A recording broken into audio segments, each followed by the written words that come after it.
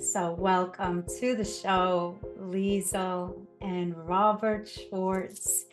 It's such a pleasure to connect with you again, Robert and Liesel. Liesel, I didn't have the pleasure of having a podcast and with you collaborating in that way, but we definitely connected, on Zoom. And I've seen your work, experienced your work, and it's absolutely beautiful. And to have you both here today together on one of the most potent new moons in our history, to be completely candid, the new moon in Aquarius with Pluto going in there.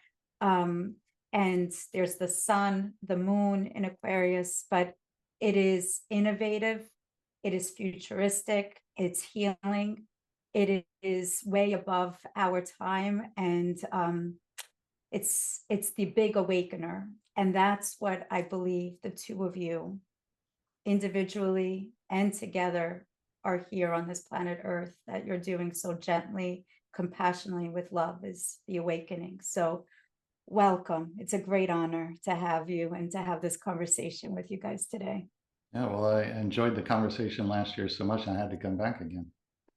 Almost a year later. I mean, Yeah. next time, can we do like 3 months? Because this is the first time in our history with this new moon. Do I have to wait like next lifetime? That's true. I mean, by the time a year rolls around, there'll have been so much change.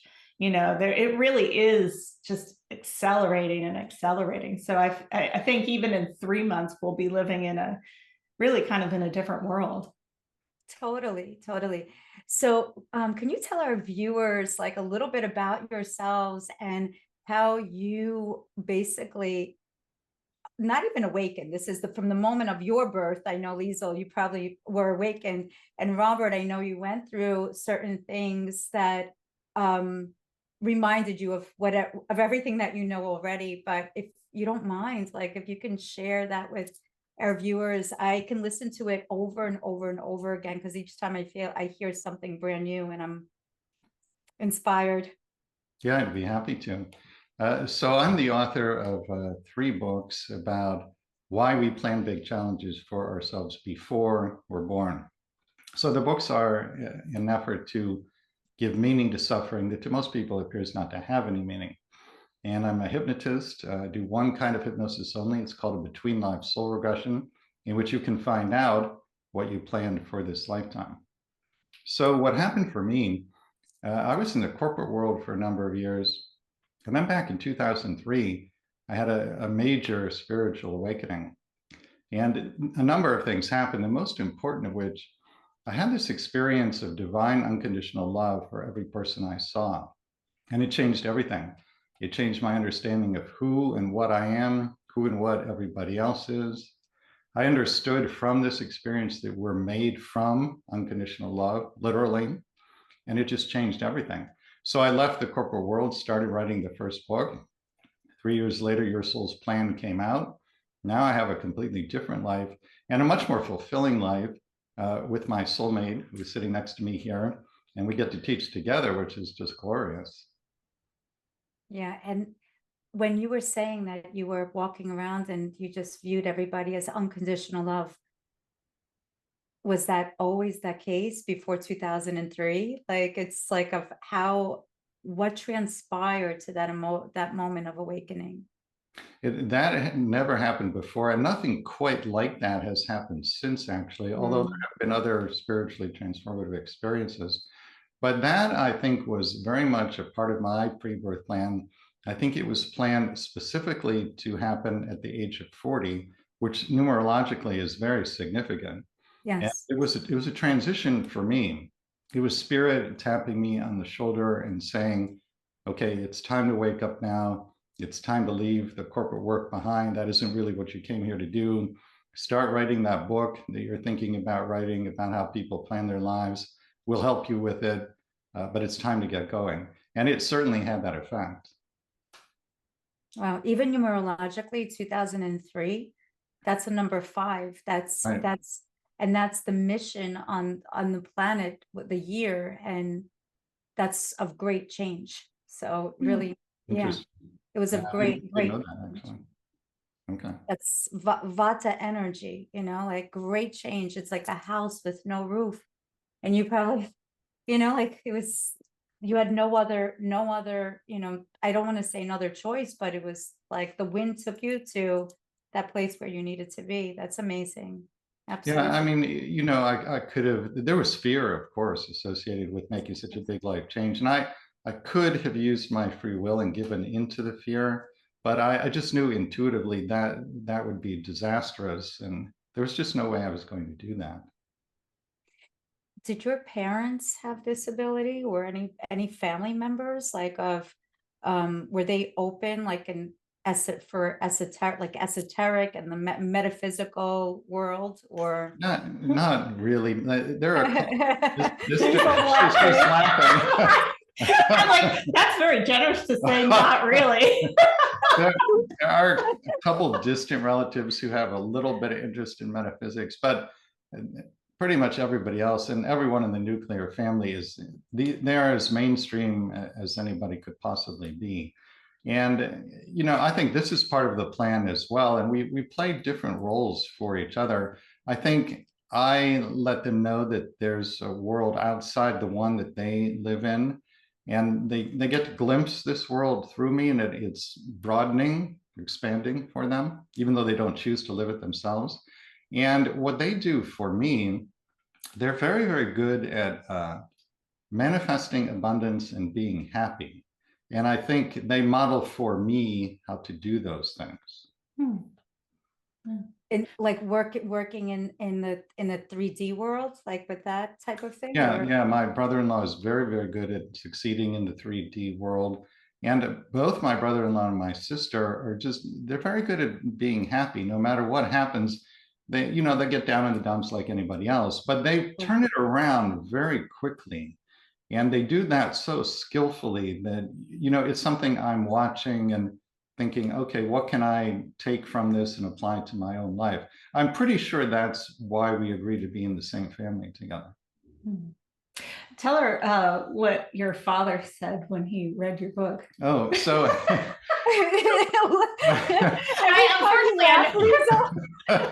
probably going to be the same thing that my father will say when he reads mine. my father was a pharmacist, and he had a wholesale medical distribution company, so very, very mainstream. And when I was writing my second book, Your Soul's Gift, he was in the last stages of his life, and he was in hospice. And so every day I would go in and I would bring a section from the book to read to him. And no matter what the section contained, he always responded after the reading with exactly the same words. He said, "I don't understand a single word you're saying, but your writing is brilliant."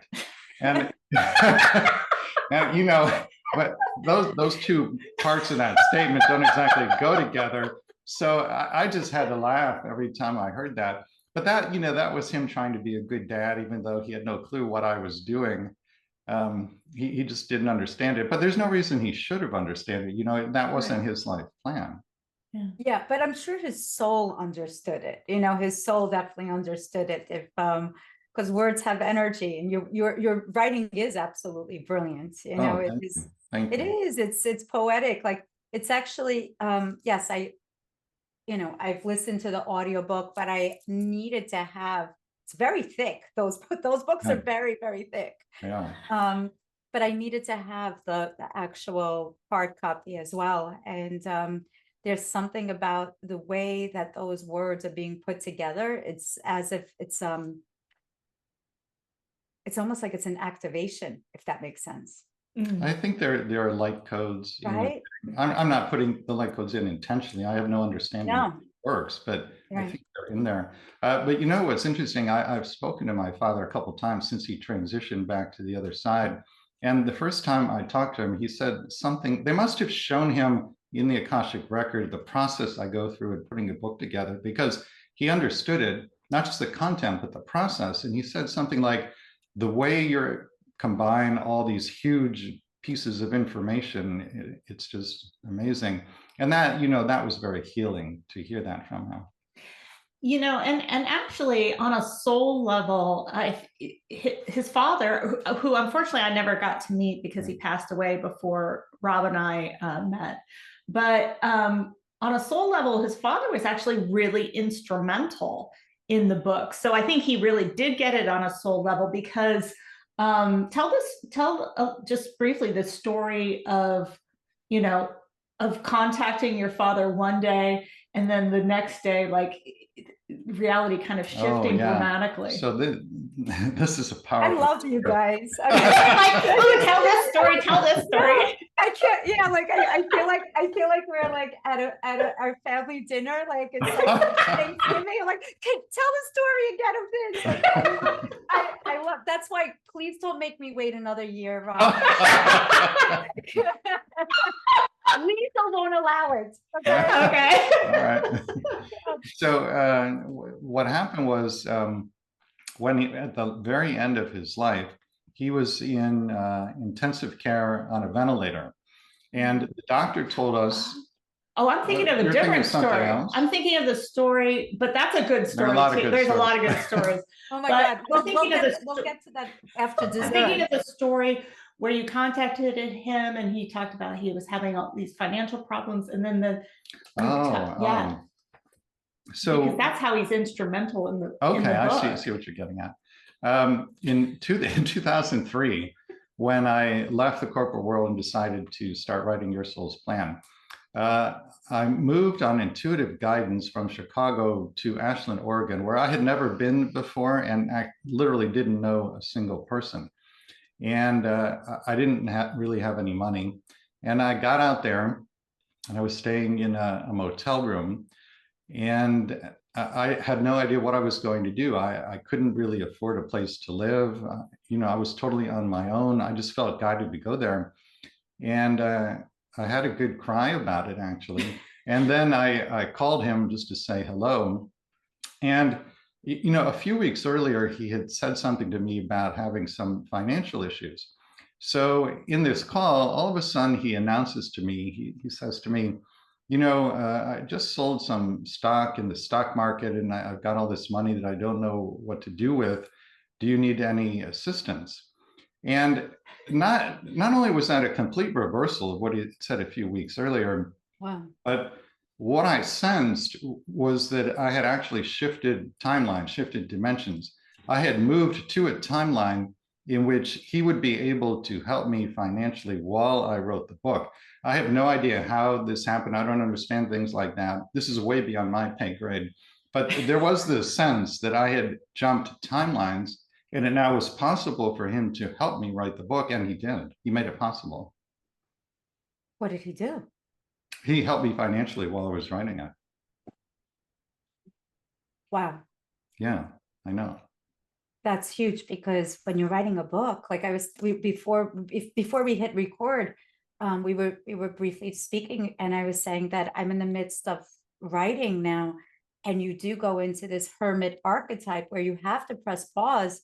I have to take quarter, maybe even like less than half actually of the clients that I normally see, because it's the dedication. Once you get into the flow, otherwise it's 1 foot on the brake and 1 foot on the gas pedal, and it's not very healthy. So the fact that he helped you from the other side, and that's huge, because that's huge. What a gift. Well, he was still in body when he did that. That was earlier. But again, he had said just a few weeks earlier that he himself was having financial issues. So it made no sense at all that he would be in a position to do that. And that's part of why I felt that I've jumped timelines here. I'm in a parallel universe where this is actually going to be possible. Yeah. And what Rob had been doing, it's not like in your case where what you do with sessions and things is still in alignment with what your book is about. So at least it's in the same energy vibration. I don't think Rob could have written that book and simultaneously tried to do a part-time job with what he had been doing before, which was this corporate writing, this very, much denser energy. I don't think it would have allowed the energy field for the book to come through. So in that way, you know, his father really just helped create the container in which this could happen. Right. Can we talk to your father right now about me? I think you just called him in, actually. What? I think you just called him in. Yeah. Can you know, like what's your dad's name? Jack. Yeah, Jack, can you help me right now? Support me while I fix the writing? Okay. Yeah. Perfect. Last night before I went to sleep, I think this is Jack coming in. There was something wrong with the television. Normally I don't sleep with the TV on. I can't sleep, but I was packing last minute. And Susie Orman, you know Susie Orman? Yeah, I do know. I love her. And she was speaking about all different IRAs and how to make sure that you invest at this age and this age that you'll always have. So maybe that was Jack's way of telling me I got to open up the IRAs now for my kids. He came in last night through her.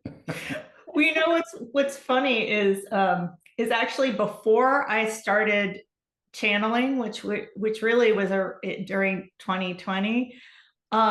What I essentially did before then was day trading. What? Yes. Yeah, but can you believe that? I mean, even with the work that you were doing, like the corporate writing and you were doing day trading. I was doing day trading.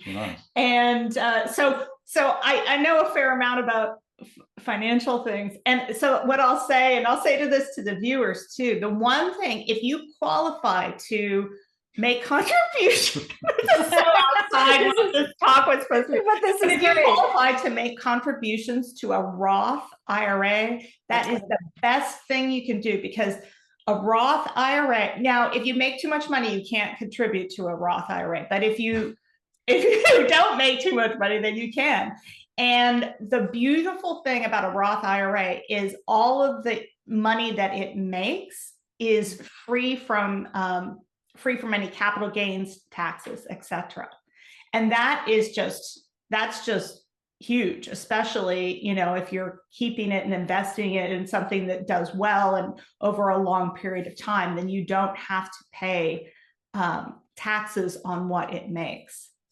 Wow, that's amazing. That's like channeling Archangel Roth IRA. Right. The Archangel of Finances. I don't know who that is. Oh, but Liesel, can you know, let's segue into speaking about channeling of your journey and how you awakened from day trading, which that I would never, and I'm psychic and I'm good. And I would have never imagined, like, oh, got that. Well, actually, you know, come to think of it, there's really an interesting story that explains that, because so in 2000 and was it 2016, my father passed away. It's 2016 because that's when we got married, and sadly my father passed away 2 weeks later. And I was there in Florida in hospice with my father when he passed. And after he passed, in the days later, of course, there was this tremendous amount of grief, etc., and all that is normal. But also there started to be this sense that he was with me in my energy field, almost this sense that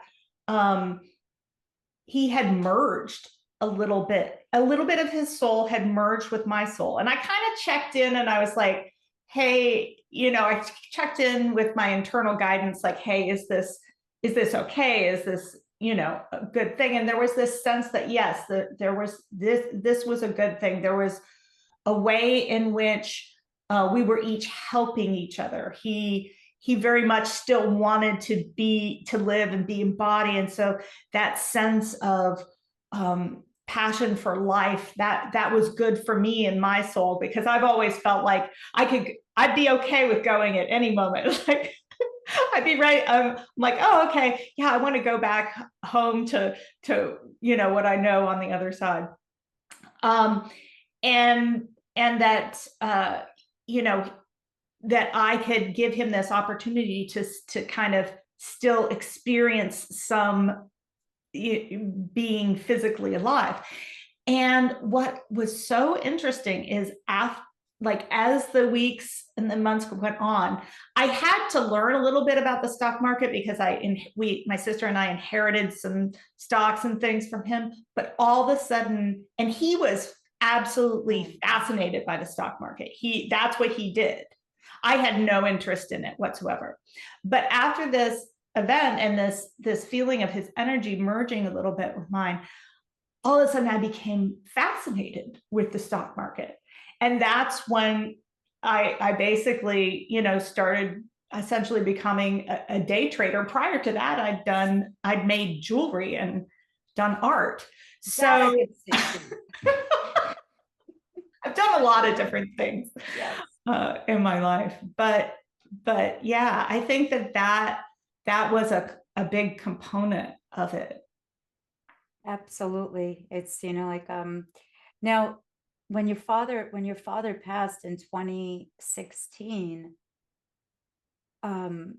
after that, when you started learning day trading and everything like that, were you asking him telepathically, like what, Well, honestly, I think he did help in that way, because there was one stock that I was focused on at that time that has done immensely well. And there was this sense that it was going to be the kind of stock that did that was like, had one of like buying Xerox or back in the day, or buying, Amazon. And it was this, I don't know if you've heard of it. Now people probably have heard of it. At the time, people probably hadn't heard much about it, but it was a stock called NVIDIA.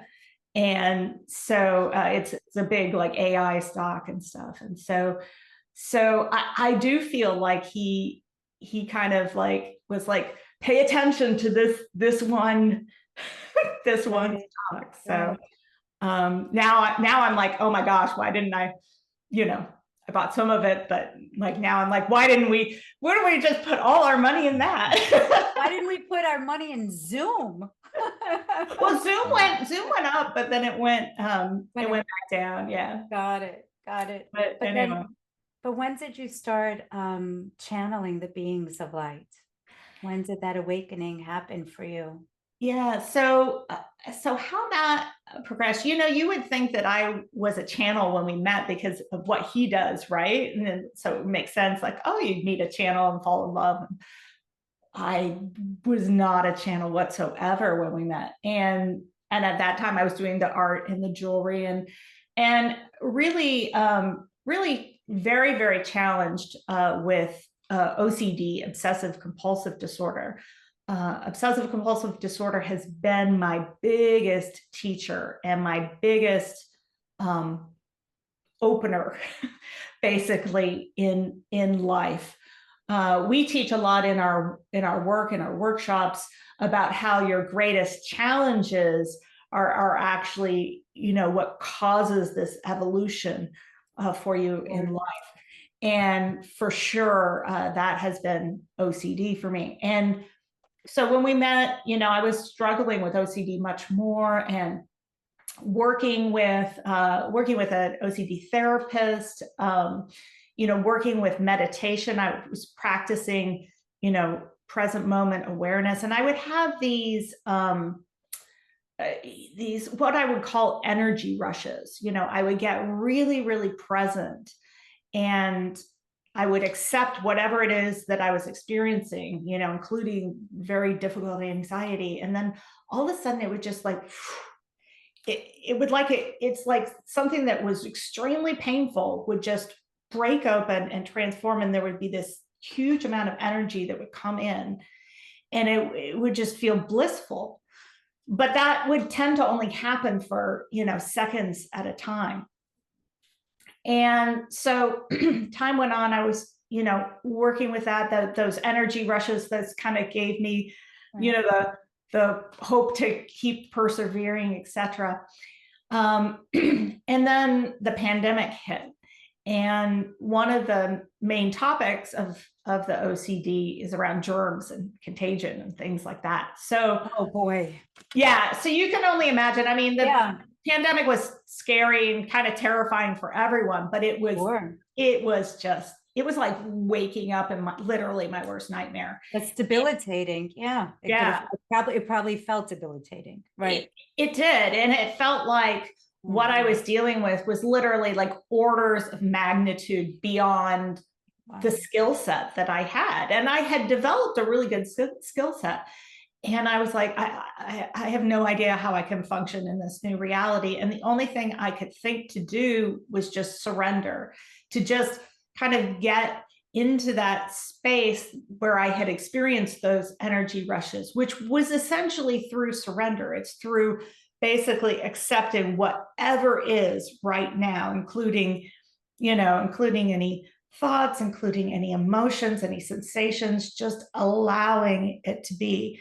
And you shift into that one consciousness energy field that actually we all are. That's actually who and what we are, is this one field of love and light that is pure consciousness, pure awareness. And the reason we don't tend to experience that as ourselves is we've identified with all these collection of thoughts and emotions, etc. So we don't experience the truth of what we actually are. And so I just started practicing surrender literally like all day long. And I had this kind of mantra of, this is not my life to live. And what I meant when I said that was that this is not my like little small self's life to live. Basically I just relinquish all control. And as I did that, those energy rushes, kind of came more and more and expanded more and more. And then there was this sense when I would get into those expanded places that I wasn't alone at all, that there were all these loving beings kind of nested in that space, kind of as a part of that space. And there were these messages that started coming through. And so then I'd start writing them down, and then I started sharing them with Rob. And, Rob, being very well versed in channeled material, was like, this is really good. This is really high vibration. And he was like, when can I put them in the newsletter? And I was like, I don't know, never. But then like slowly, I was like, okay, maybe put one in the newsletter. And there's like this really great response. And, because my personality was very much like, I wanted to live as small of a life as possible. I had no aspirations to be a spiritual teacher of any shape or form, and anything like that. I really liked my anonymity. And so, we were going into the turn of the calendar year from 2020 to 2021. And, I'd seen like all the positive feedback around the newsletter, etc. And I was like, okay, Spirit, if you want, use me how you will. Just, I'm open. I surrender around this as well. Use me as you will. And that was my prayer going into that new year of 2021. And by March, Spirit took me at my word. By March of 2021, long story short, I was co-teaching a Shift Network course with Rob with over 500 participants. And literally that was my first time teaching in any capacity whatsoever, like out of the gate. I was like, okay. So I had to really surrender there too, because my personality was just terrified. So I had to just like surrender. I'm like, okay, Spirit just sort of went, and this lined up. So this must be how Spirit wants to use me. ultimately it was a really amazing and beautiful experience, and now we do all our work together. I just had an epiphany. I bet you haven't figured this one out yet. Okay, we're all ears. Rob had his awakening when it was also a 5-year, right? 2003, you said? 2003. Yeah. You had it 2021. Oh, interesting. I hadn't thought about it. Oh, okay.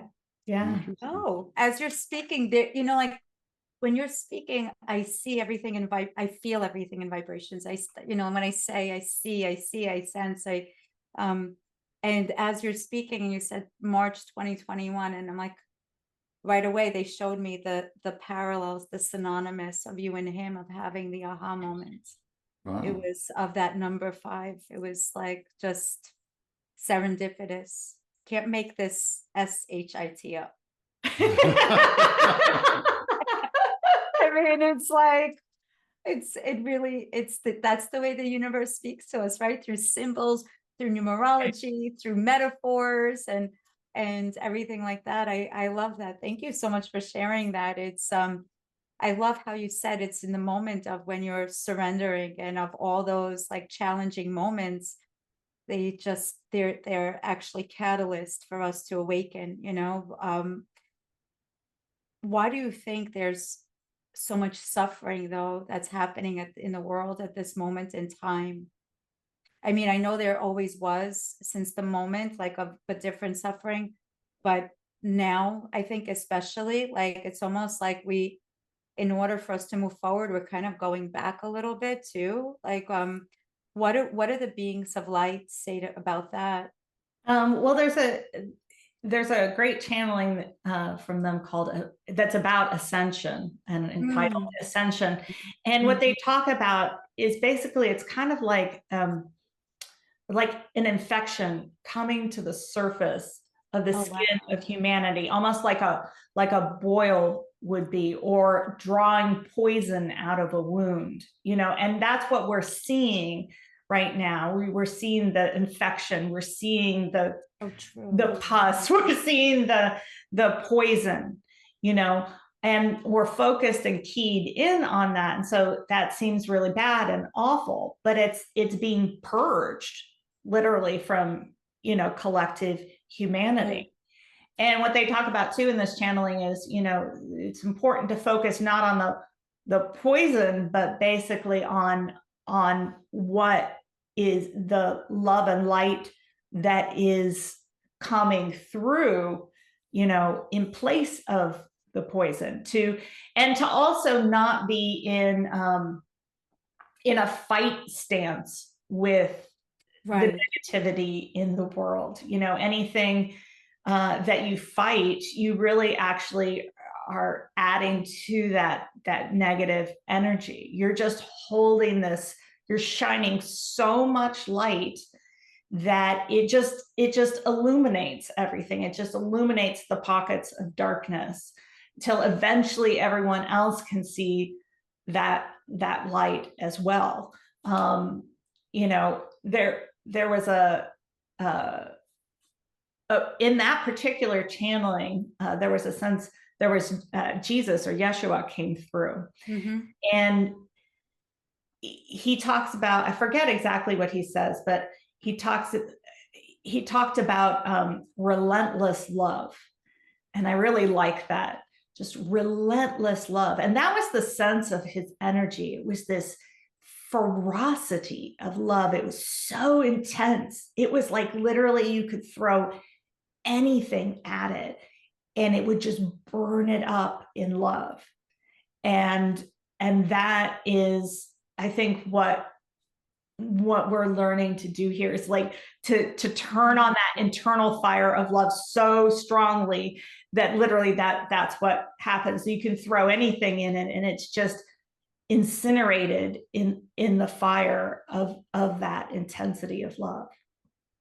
That's so beautiful. As you're speaking, I'm visualizing like like a Wonder Woman shield. Like remember like a shield, and like the shield, it has a mirror effect to it, but the shield is made out of love. So it's like Mhm. they hit that and it boomerangs back love. That's Mm. as Yeah. you're speaking, the love shield. It's like this, that's very profound. That's very profound. I'd love to hear that channeling. Is it on the website or is it on the membership? Yeah, we can send it to you. I'm not sure if it's I think that one's like on the public part of the website. That's wonderful. I Um, think everybody would love to hear that, especially I think any day, but especially now when they bounce into 3D and yeah. of all the atrocities that's happening also. And I think it doesn't just bring hope. I think it brings healing, period, because it's truth. It's truth. That's beautiful. And Rob, when you first started when you first started writing the book, Your Soul's Plan, um, what was your inspiration like in terms of like I love how you sectioned different topics and of how the medium and the psychic and different messages came through and how you collaborated all of that. But what inspired you to do that with like, and how did you choose the people, the actual people to be the ones to be the case studies as we would call it? You know, when I was doing the initial research for Your Soul's Plan, this was the first book I had ever attempted, and I had no idea how to write a book. And so I started doing these personal channeling sessions, some of which were with Jesus. And I asked him, how do I know whose story to put in my book? And his response was seemingly so obvious, but I hadn't thought of it.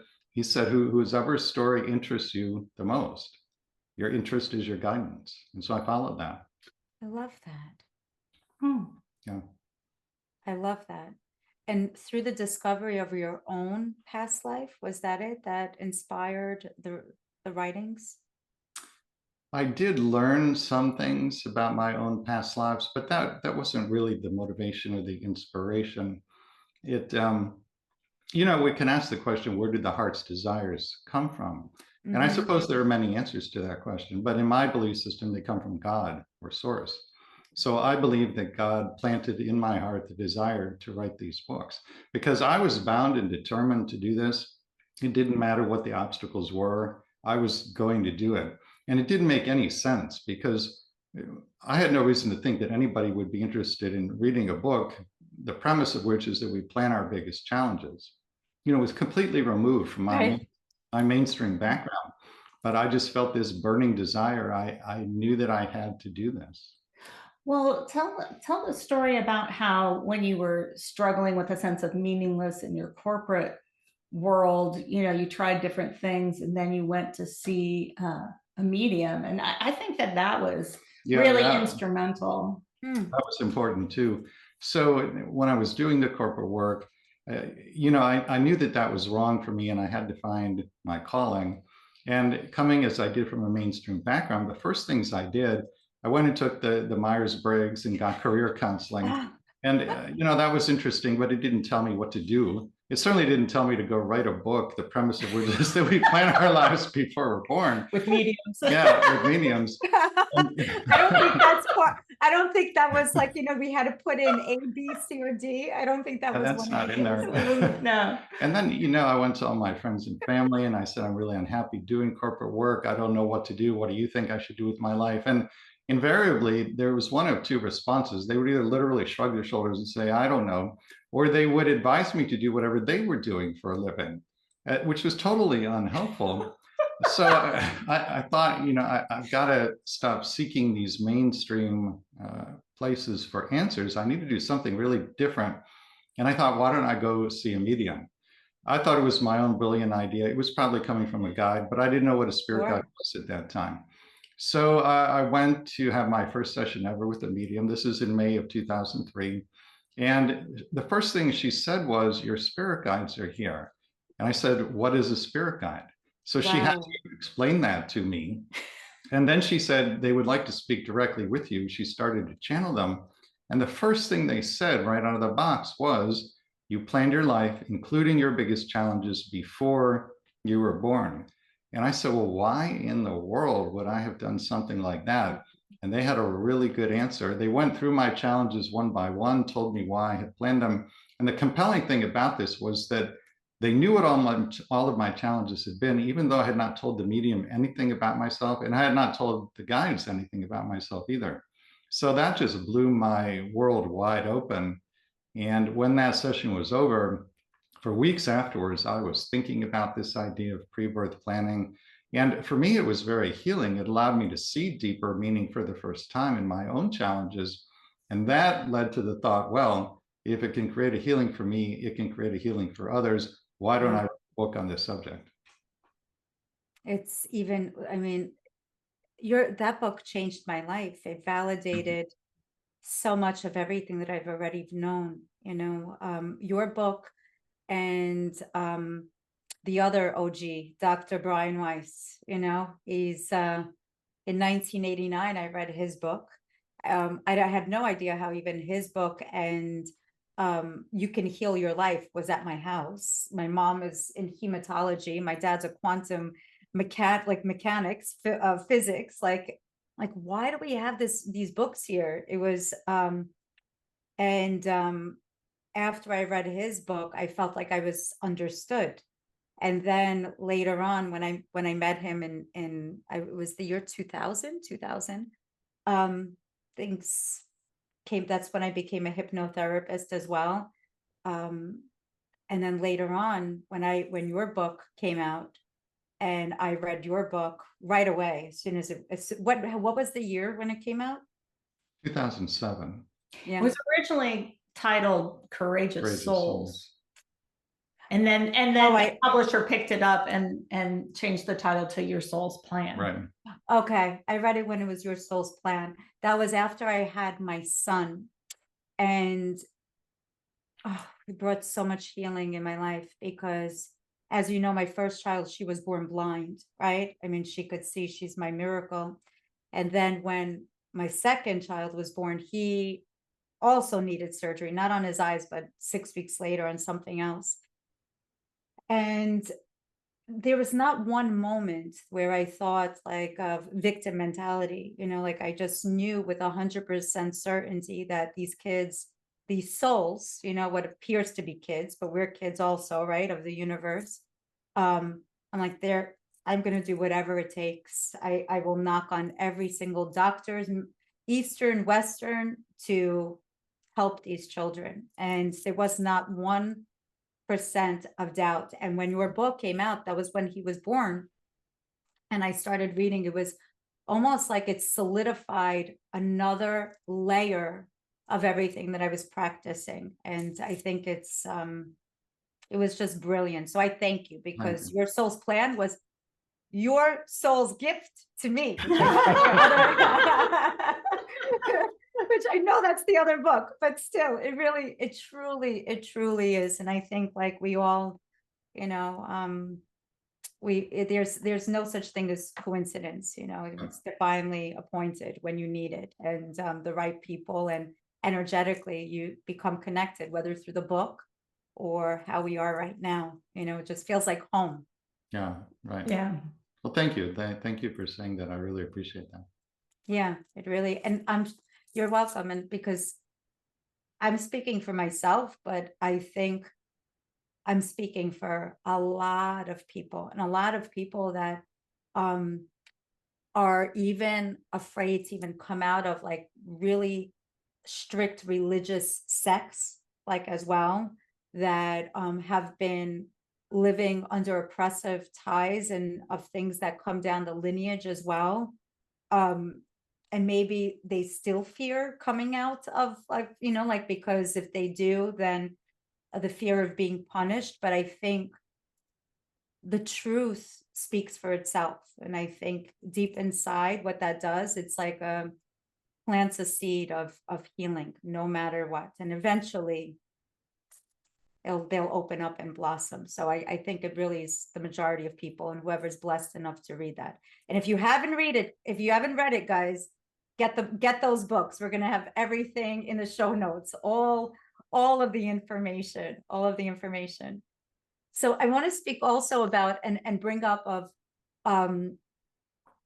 in like why souls incarnate, and do all souls incarnate? Because I know that I've been on Earth before, but this definitely is not my home. It's very difficult for me, very hard for me. Like I hear you. It is so and you know, like I used to ask my parents when I was younger, I'm like, am I adopted? Like am I adopted? And we look like my mom and I look like we look, I just never felt like I never felt that I'm from here. But so how do we incarnate on Earth? How do we choose? Like, whoever wants to answer this, please, you know, like it's please. Well, I'm laughing inside because, you know, you're like, you're looking at your parents like, oh, why am I here? I'm not from here. Yeah. And you know, what's interesting is I know we were talking, you know, before the start of the recording, about, you know, most of my recall of past lives are not on this planet. They're in these amazing other worlds where life is just so very different than it is here, and you really, you know, you are just in this state of connectedness and union, and it's just beautiful. And the cities are amazing. The ones that have cities, they're just spectacularly beautiful, and etc. But you know, what was interesting is when I was a young child, and this was one of my first memories that I can remember, is I knew I was not from here. I didn't question that. Like, that was just a fact. I had no doubt about that. But then what my child brain couldn't figure out was why nobody seemed to be acknowledging that, you know, why nobody seemed to be acknowledging that, yes, I was, you know, different than most everyone else around. And so what my brain came up with was that my parents must be paying everyone to act like I was just like everybody else. With all the stocks, so the money that he was making in stocks, they were paying everyone. Well, he wasn't doing back then, but yeah. So, you know, I can so relate to just not feeling like you're from here, and having this sense of longingness for home. Yes. And this sense of you know, even when it's good here, you know, there's this sense of, oh my gosh, this knowledge of knowing how amazingly beautiful and peaceful life actually can be. And what I've come to know is that what we are doing here, those of you who can relate to what I'm saying and say, yeah, that's me too. We are here to bring home to Earth. We are here to bring that vibration here to Earth. We've come to be of service in this time of planetary evolution. And I know it's really challenging, but your presence here is making a tremendous impact and a tremendous difference. And one of the workshops that we now do that was completely came from the beings of light. They channeled an entire regression for this workshop. It's called Star Souls, and this workshop is about connecting to those energetic cords that you still have from those lifetimes, and connecting to your star soul family and activating the gifts that you've brought in with you to be of service to humanity. Because one of the biggest challenges is you get here and you're just so overwhelmed with everything, and it's just like it's hard to just even function in life. And that was the story of my life for a lot of my life. You know, I was at various points of my life arguably really non-functional, you know, with the with the OCD and everything. And I think a big part of the OCD is the challenge for me of feeling these vibrations, you know. So for me, feeling the energy of anxiety and fear is just like, oh my gosh, that's such a foreign energy in a way to probably to my soul, having experienced so many of these other lifetimes. And so anyway, this particular workshop, the Star Souls workshop, is one of the ones that's it's kind of most near. They're all near and dear to my heart, the workshops, but this is the one that's most near and dear in a way also to my personality, because I've always felt this sense of not coming from here and being different and finding it so challenging to function.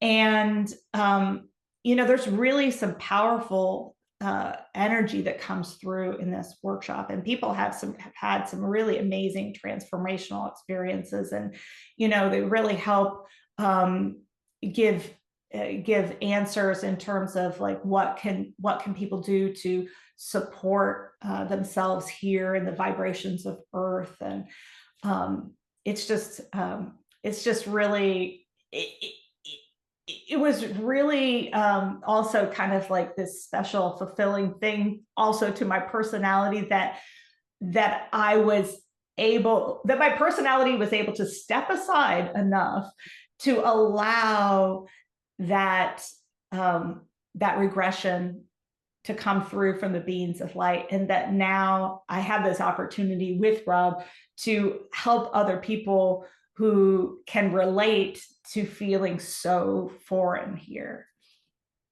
That's amazing. Did Rob tell you? He probably doesn't even remember, because you've done tens of thousands of regressions.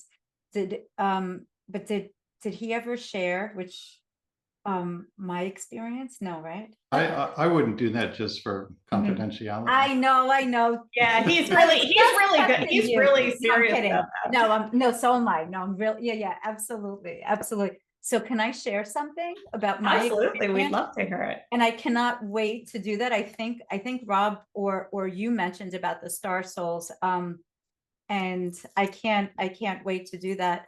So when I experience a BLS, which is the Between Life session with Rob, I myself am a regressionist too. So just surrendering of like, when you hear the induction part, I'm like, all right. And then he's going to say, now relax your arm. And I really have to surrender, right? You really like have to surrender and trust.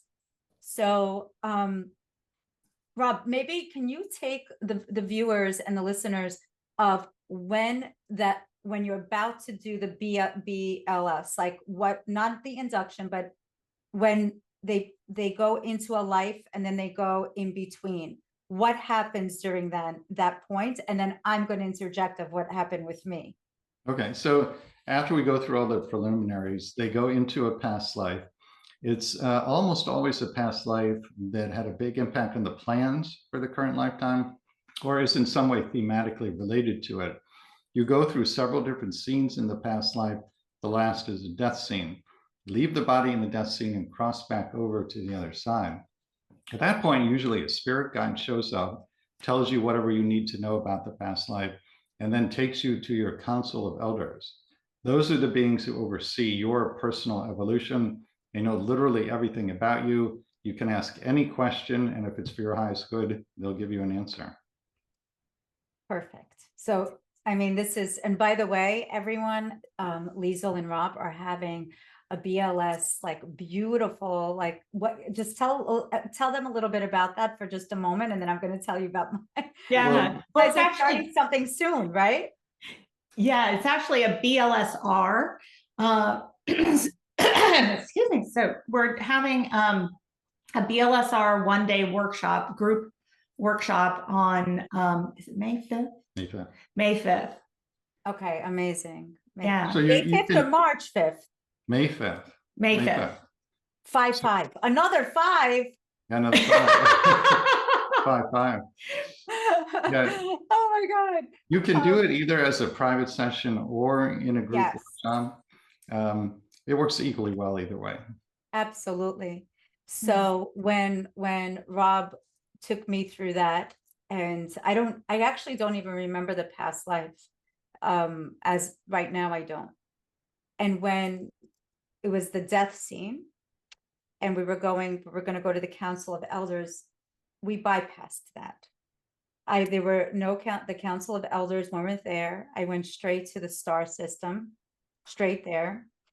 And you were asking, well, is there any spirit guide that's there? I'm like, no, they're speaking in unison. I'm like, they're all different light beings. And I was in a room where there was almost like this crystalline bed. And they told me just to lay down. And they said, we were waiting for you. And he said, can you speak to someone? And I said, it was all telepathic. And it was all unison speaking. And these were, as I'm lying down, these were the attributes of what equals the energetic form of unconditional love. It was the precursor of the universal laws, if that makes sense. And they said, they were like, I was the 13th. They were 12, and then I was the 13th. And it was just beaming and beaming and beaming. And he said, well, what does it look like? And where are you? And I said, well, there are rooms that look like, they were almost like if you could picture a pizza pie, and each slice of the pie, if I wanted to go learn physics, I just went into the room of physics. If I wanted to learn about, I don't know, day trading, maybe there was one for day trading, but I'm not sure there was. No day trading. I'll find out. But it was like that. And it was the most, I didn't want to wake up. I didn't want to wake up. And I don't even remember, I was lying on I have like, Reiki energy healing bed. After our session, I don't know how long I was there. It was hard to recalibrate, and it was a beautiful healing, to say the least, and a knowing. And but I couldn't even speak. I couldn't even articulate words for a really long time of the experience. I think it was like about, I was only able really to speak about that experience at the end of May of last year. And our session was December 27th. So it was like almost like 6 months when I was actually able to speak about that, because it was such a longing for me. And then being in the 3D world, feeling, I don't know, like mother's guilt that I'm longing for something else, and my kids are here, and my husband's here, and I have a loving family and everything like that. So that was my experience with the Between Live session, and it was pivotal. My life will never be the same ever because of that validation, and that was the push for me to really, I thought I came out of the spiritual closet before, but I think that was it. And now I'm writing about that experience. So thank you again for that. Yeah. Well, I'm glad that I could facilitate that for you. Yeah, that was amazing. And I think you really should take us up on the offer for the Star Souls, because absolutely, that regression is even more geared toward opening up the potential for that kind of experience. I like you had, in doing the regular BLSR, kind of went to other places. I didn't see earthly lifetimes. I saw non-earthly lifetimes, etc. But the Star Souls regression is geared specifically for someone, like you or me. So I really think you would have a really powerful experience. And then, something came up for me when you were speaking that I really resonated with, when you were talking about, you know, it was all speaking in unison and there was the sense of all being telepathic. I think that's another reason why we find it so challenging to be here, is that on a lot of other planets and a lot of other systems, life is lived in a much more collective way. You don't exist as much as an individual. You exist in that state of unity consciousness. And so we're coming here to help anchor unity consciousness, because that's what humanity's moving towards. But when we get here, you know, we just naturally have this impulse to merge with everyone around us. And because the vibrations here are so challenging, that makes it really, really tough on us.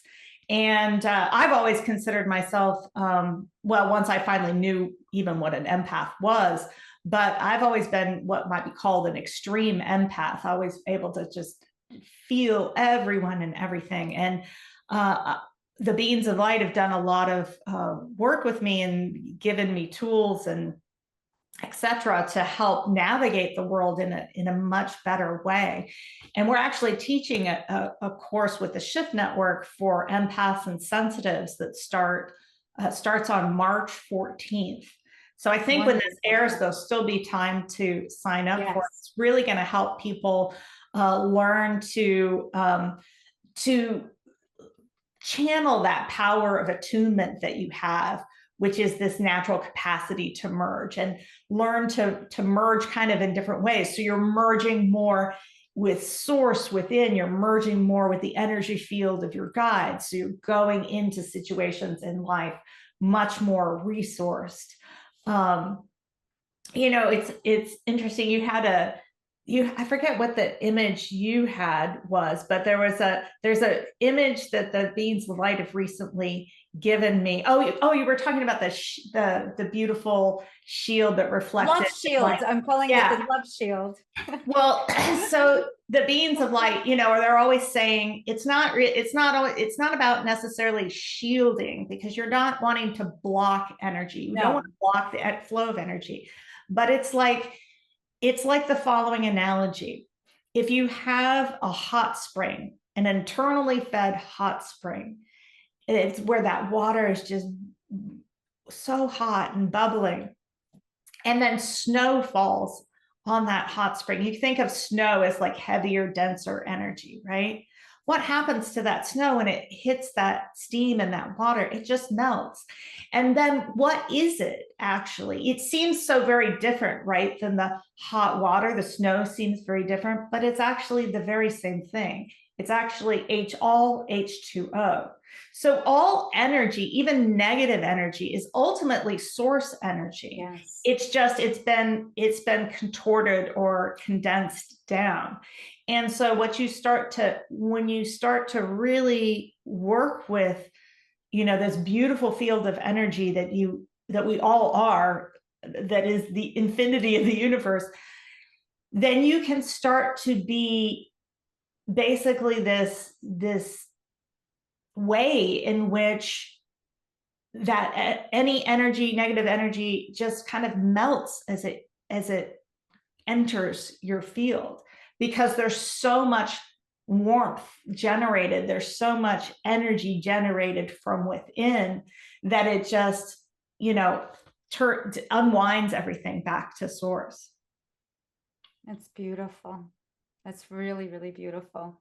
See, as we're speaking, look at the reflection. Do you see the reflection? Oh, that's beautiful. Yeah.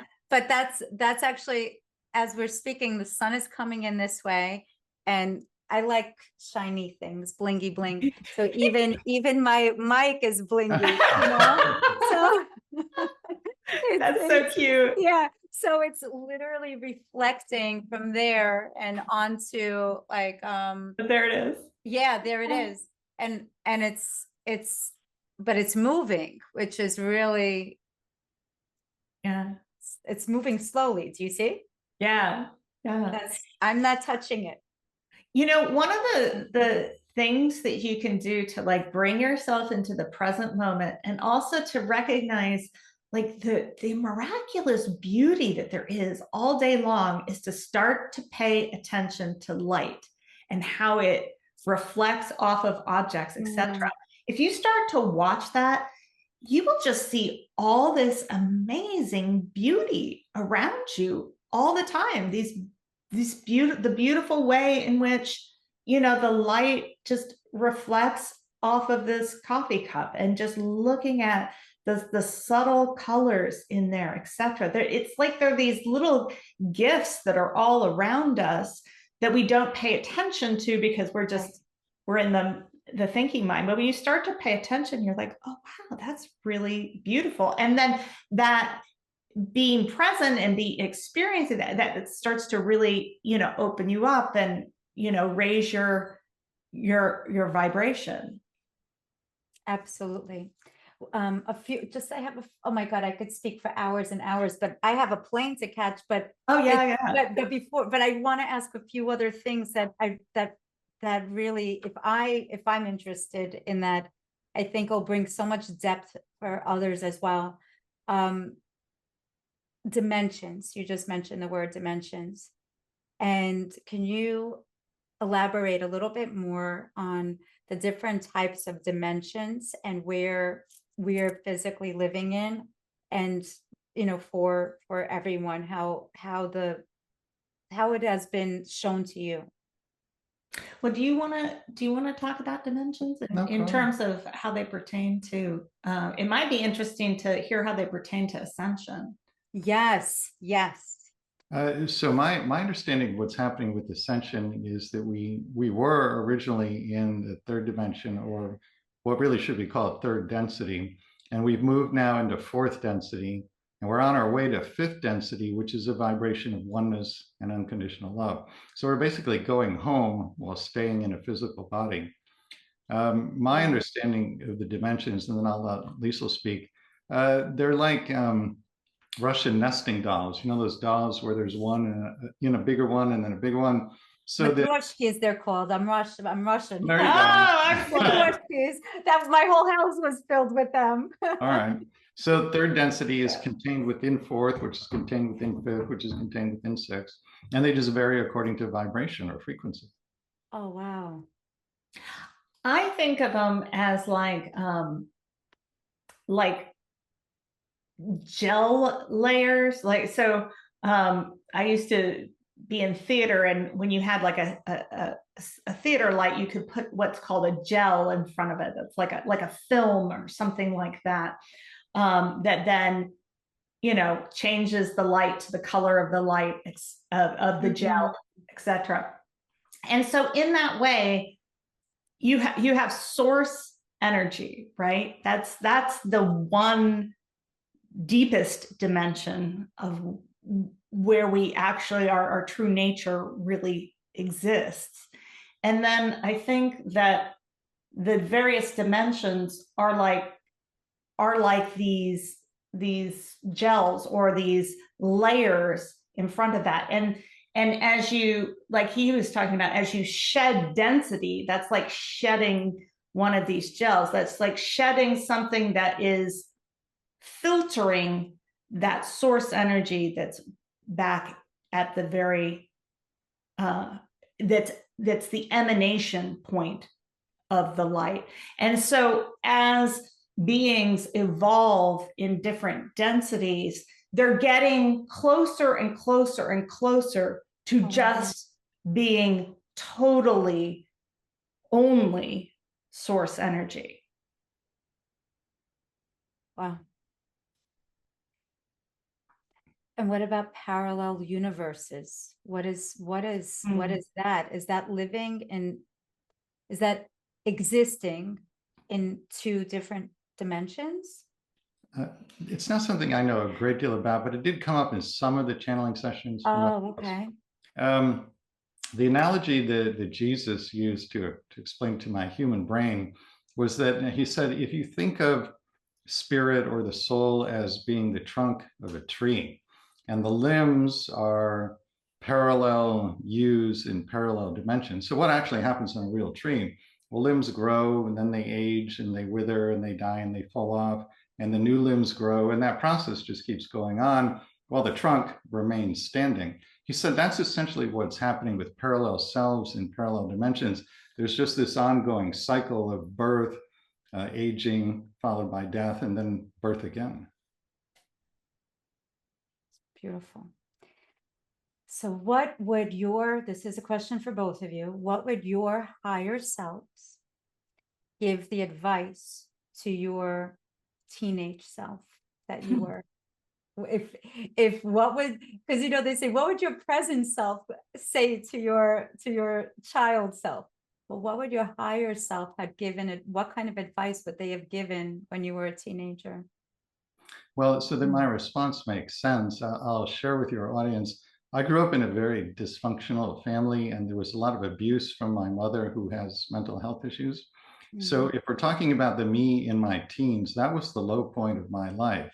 Yeah. And a future self would say, keep going. It's going to get much, much, much better. That's approximately what mine would say to me too. My teenage years were also really, really rough. I mean, I think there were a couple of years where I thought of taking my own life on a daily basis. So, and it would tell me, I had this one experience when I was a teenager that I didn't understand at the time. So it actually, kind of backfired in a way. I had this experience of, I was arguing with my mom, something about the dishwasher, and I was so emotional. I was just going off. And all of a sudden inside, I was still talking and I was still doing all that, but I got real quiet and peaceful. And there was this aerial perspective, and there was this sense of like, if you continue doing this, you're going to get grounded. That's just what's going to happen. And I don't remember what actually did happen. But after that experience, it was such a foreign thing to me to have this peacefulness and this neutrality inside, while simultaneously I'm just going off the rails. Yeah. And now I know what happened. I became really present. There was a part of me that was deeper than my personality that was emerging in that moment. But at the time, I had no language or concepts for that. I'd never heard anybody talk about anything remotely like that. The closest thing that I could relate to it was when people had talked about people who were sociopaths, that they sort of made up emotions, etc. And so I thought, well, maybe since there was this sense of peace, like maybe I'm just making up my emotions. Maybe they're not really, maybe I'm just play acting and it's not really real. So I kind of spiraled, into like the sense of there's something wrong with me. But I wish I would have had some sort of concept or language around witnessing my thoughts and emotions or something like that, because I could have worked with that, much earlier in my life. I didn't get around to working with that until much later. Well, we chose our parents, right? Yeah. That's what we chose our parents so we can, I guess, have a greater appreciation of where we are today. And I appreciate you both very much, loving you both unconditionally, truly. It's like I'm so grateful for the gifts of your friendship and of having this time together, and being able to share your stories and your teachings with the world, because I believe in sharing, especially when it comes down to love. That's why we're here. So how can people find you? And I suggest everyone if whoever is even curious, even that curiosity is that spark, that could be that voice of go do the between life session, or take your course in March. But can you just share what it is that you're up to in May 5th and in March, and how people can get in touch with you? Everything's going to be in the show notes. But In March, we start a new 7-week course with the Shift Network, live once a week, 90 minutes for empaths and sensitives. The intentions are to help them understand their unique gifts, why they plan to be empaths and sensitives, how to best manage their energy in the world, how to best utilize their gifts in service to humanity and Gaia. So there'll be a link up on the website at yoursoulsplan.com on the events page where you can find out more about that. And also something I want to add to that is, while it is while that course is live sessions, they're also recorded. So even if you can't make the time frame of when the class is, you can still, watch the entire class, and you get to keep those recordings, etc. And that course is filled with a whole bunch of wonderful channeled meditations and a hypnotic regression that Rob leads, that are all from the beings of light. They're really powerful. I think of them almost like the beings of light meditations, and particularly any beings of light regressions. They're like these powerful stepping stones to help people expand their consciousness. It's one thing, we can talk about all these things and these cool concepts, right, and that we can talk about that, we are love and light, but then it is a whole nother thing to actually experience the truth of that, and to start having glimpses of that. And that's, I think, the way in which these meditations and regressions that the beings of light give are so helpful and are such gifts, is they help people enter that state of consciousness. Then in May, we've got the Between Lives Soul Regression done as a group, as a workshop. That's on May 5th. There's a Star Souls, which is May 11th. May 11th. And there's, I don't remember the date now, but we took the first day of what was our 2-day workshop and turned it into a standalone workshop. We do something called the Divine Virtues that tells you the qualities you're working on, which is one of the main reasons you planned your challenges. And then we do a contact a deceased loved one regression to bring you into contact with anybody, human or pet, on the other side, who you would like to see again and talk to. Yeah, that's on June 2nd. Oh, and June 2nd. I believe Okay. The title of that workshop is Awaken Deeply, Discover Your Divine Virtues, and Connect with Deceased Loved Ones Across the Veil. So It's amazing. Yeah. And we also have, tell them about Rise to the Path. A monthly membership and mentorship program called Rise to the Path.